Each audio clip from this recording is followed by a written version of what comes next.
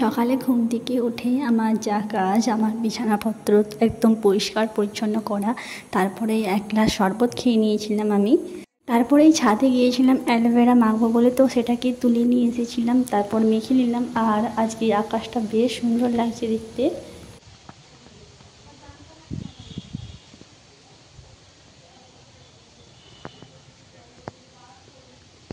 আমাদের ওপরের রুমগুলো যেহেতু কমপ্লিট করা হচ্ছে একেবারে, তাই জন্য কাঁচ, স্লাইডিং সব কিছু আসছে। আর এখানে একটা দাদা সেগুলো লাগিয়েও দিচ্ছে।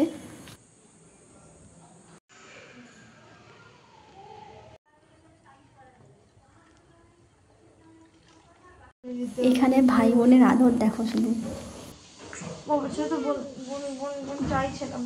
এখানে ঋদ্ধিমানকে ওর মা শেখাচ্ছে কালার করা, কিভাবে কালার করতে হয়, আর ও সেটা দেখে দেখে করার চেষ্টা করছে। ও এখন কমলা লেবু কালার করছে।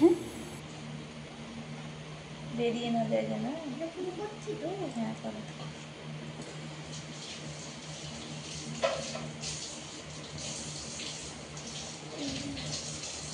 এই যে এখানটা করতেছে